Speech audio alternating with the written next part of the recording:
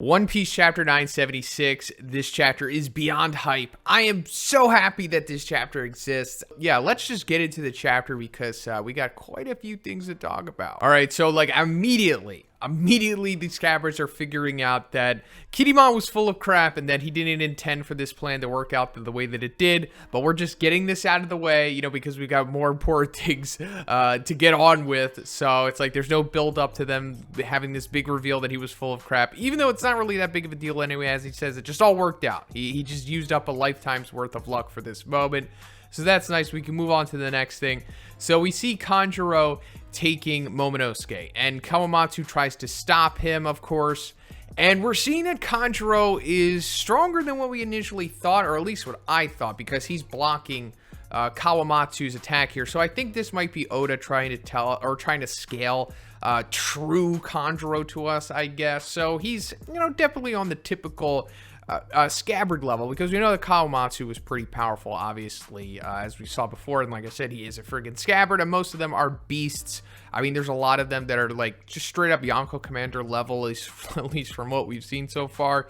And I'm not saying Kanjuro is Yonko Commander level. I mean, obviously, we're seeing here that he's going to present a foil for the Scabbards in the future of the story, and he'll probably be Kinemon's big fight, so he has to be somewhat challenging. And then also, we're seeing that, like, as we saw before, that he was way better at using his fruit ability than what we initially thought as well, because he was able to make, like, a perfect clone of himself. So we assumed, like, okay, so now his fruit is going to be way more powerful than what we initially thought, now that he can make, like, perfect drawings and stuff like this. And it's actually, you know, coming to fruition. He's drawing like a perfect swan bird thing here, which is like, you know, allowing him to do pretty much whatever he wants. He could fly freely and all that stuff. And I mean, also even Kinemon points it out. He's like, "You liar, you can draw a bird that can fly, and we only got your rotten designs." And he's like, "Ha ha ha, you're right, I was a good artist the whole time, fools." And I also said in the previous chapter, or one of the previous reviews that I did, that we're probably going to see Kanjuro make like a serious Ryunosuke, like the wonky dragon that he made in Dressrosa. He's probably going to make like a real one. I mean, I think that's very likely going to happen here, and it's going to be super powerful. And this will more so go into the Scabbards going against him, because, you know, that's where the whole beef, the main source of raw beef is happening here. So yeah, just look out for that. But anyway, so now we have more of a motive for just the Alliance in general to go after Kaido, go to Onigashima, and it's more of a motive for like the non-Scabbards, because they already had the revenge for, you know, what happened to Odin anyway. But now that Momonosuke has been captured, now it's like, okay, Luffy has more of an incentive to go after Kaido, rather than him just trying to get revenge for getting one-shotted by him and, you know, captured in the Udon prison and all that stuff. So as he's going away, I like that we're catching up, or as Momonosuke is being brought away by Kanjuro, I like that the Straw Hats are immediately just getting caught up, because Sanji, he just starts airwalking, and he's like, well, I mean, I guess it's safe to assume that Kanjuro is the spy, right, Robin? So like, yep, it seems like we have to go save him. So then, you know, we see Sanji going after him, and normally Sanji and Usopp would be enough to get Momonosuke back at this moment, but then we're seeing more abilities to Kanjuro's fruit. He can like make clouds come out of the bird, and then the cloud can like rain down ink arrows, he says, which is fine. You know, we buy it. It's fine.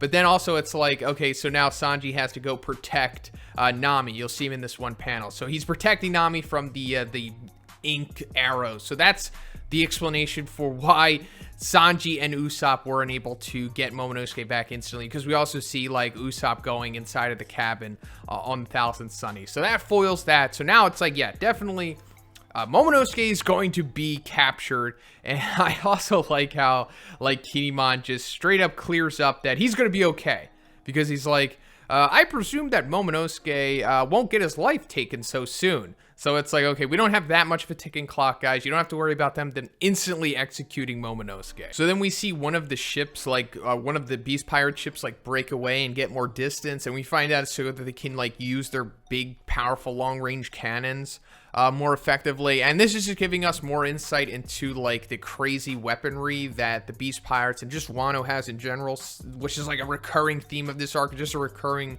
theme of Wano in general. And I think this is only the beginning, honestly. once we get to like Onigashima, we're gonna see like more of those crazy weapons that they're talking about, because I mean it's been mentioned so much and it's been built up a lot. So yeah, like this is just the tip of the iceberg, honestly. Well, at least I think so. And then we come to the amazing portion of this chapter, and we see an ocean current shoulder throw being thrown from the ocean, just going through the ship with the powerful guns, like a water Kamehameha or something like that. And of course, we knew who this is going to be. It's going to be our boy Jinbei. He has returned finally, and I thought it was going to be a little later than this, but I also thought that it was going to be a little later for the Denjiro, coming to save them. But no, we're just getting this all out of the way right now, because, we need to get all the pieces on the board. And yeah, Jinbei is here, but not only is Jinbei here, already nuking one of the battleships, already proving his power in case we forgot about it. But he is revealing that he is in fact a full-blown Straw Hat pirate at this point. Most of us knew this. And also, it said it in the Viver card. Now, also, I'm aware that the Viver card sometimes gets information messed up, with the whole Shank stuff and other little bits of details that they've kind of, got a little wonky with before. But it turns out that this was definitely true, because the Viver card, in fact, said that he was going to be the helmsman of the Straw Hats. And the helmsman was a position that was definitely vacant, because before this, it was kind of like Frankie and Usopp being like makeshift helmsmen. And then even before Frankie came on board, it was kind of like everybody was kind of like working together to be the helmsman of the ship, of course, with the heavy assistance of Nami. And it was like Zoro, Usopp, and Sanji doing like all the heavy lifting and all of the, the helmsman type activities and stuff like that. But now we have an official full-time helmsman. And Jinbei already proved that he's totally capable of filling this position in Whole Cake, when they were trying to escape Totland and all of that stuff. And I think that was Oda right there telling us that, like, yeah, for sure, Jinbei is going to join the crew. He's proving that he is a helmsman here.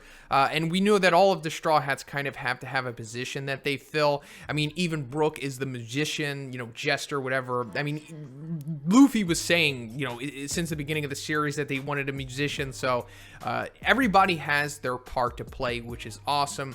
And aside from just being a helmsman, Jinbei is a mega beast. His feats speak for themselves. We've seen him go toe-to-toe with frigging Big Mom, other powerful characters as well.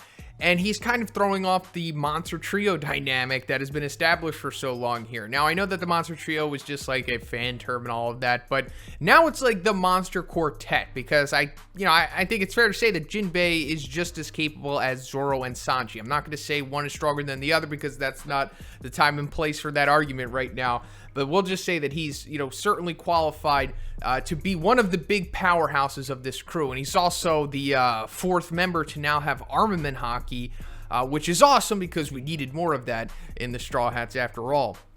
And also, like, Jinbei has had so much history with Luffy. Like, he's actually had more development with Luffy than a lot of the Straw Hats. I would say actually most of them at this point, because I mean, he's saved Luffy so many times. He saved Luffy from Impel Down. He saved, they both kind of saved each other there, but, also they had their moments. And it also all kind of started in Impel Down, because, Ace was like, look after my little brother. And then obviously he like basically fell in love with Luffy when he, saw Luffy for the man that he was. And when Luffy would actually, took a chance on Jinbei and released him from his cell. And then ever since then, he's just progressively becoming more and more of a Luffy stan, to the point of where it's like a meme now. But also, obviously saved them from Totland, which is what we were just talking about. That was like the biggest moment. But then, they were at Marineford together. He was helping him there. He basically saved him from Akainu. I mean, the whole big scar on Luffy's chest is because, like, Jinbei was holding Luffy and escaping from them, and like Akainu punched through Jinbei and then hit Luffy as well. So like they have deep history. And let's go to Fishman Island as well, when they did the whole blood transfusion. That was like a massive moment. So this has been a long time coming. And as I was saying, Jinbei has like a closer relationship to friggin' Luffy than a lot of the Straw Hats at this point. So this is just awesome. This is amazing. And I'm so happy that this is happening. And yes, this is a high point for the Alliance, of course, but this is going to be a roller coaster of an arc. And we are going to definitely reach a low point because we are going against Kaido, the Beast Pirates, Big Mom, her crew. So yeah, I mean, let's just enjoy this for while we can. But yeah, that's pretty much it for the review today, guys. Let me know what you think about this. Oh man, this is so good. If you like the review, please give it a like. I also have a Patreon that gives you access to a weekly Q&A. And if you haven't already, please subscribe as well. Have a great day, and I'll see you in the next one.